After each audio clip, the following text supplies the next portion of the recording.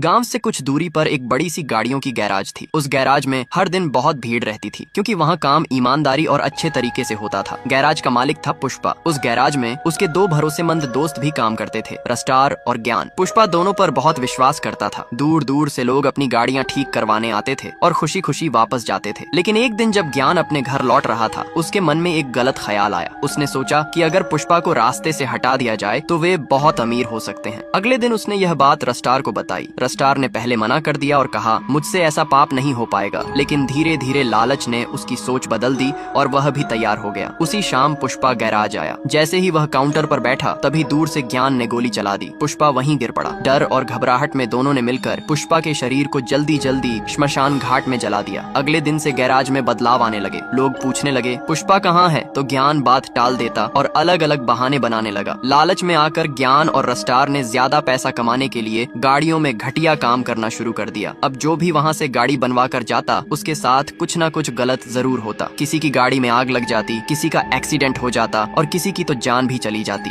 धीरे धीरे गांव वालों को समझ आने लगा कि इस बड़े गैराज में कुछ बहुत गलत हो रहा है। एक दिन गांव का एक लड़का सनराय रात करीब 10 बजे चुपके से गैराज गया और वहाँ सब कुछ देखने लगा। उसने ज्ञान को गलत काम करते हुए रंगे हाथ पकड़ लिया। सनराय चुपचाप वहाँ से निकल गया और गांव में सबको सच्चाई बता दी। गुस्साए गांव वाले गैराज पहुँचे और ज्ञान व रस्टार को पकड़कर पुलिस के हवाले कर दिया। लेकिन इसके बाद भी गांव में अजीब अजीब घटनाएं होने लगीं। रात के सन्नाटे में गैराज से हथौड़े की आवाज आती और लोगों को ऐसा लगता जैसे कोई अब भी वहां काम कर रहा हो। क्या सच में कहानी खत्म हो गई थी, या पुष्पा, जिसे सब मर चुका समझ रहे थे, कि कहानी अब भी बाकी थी?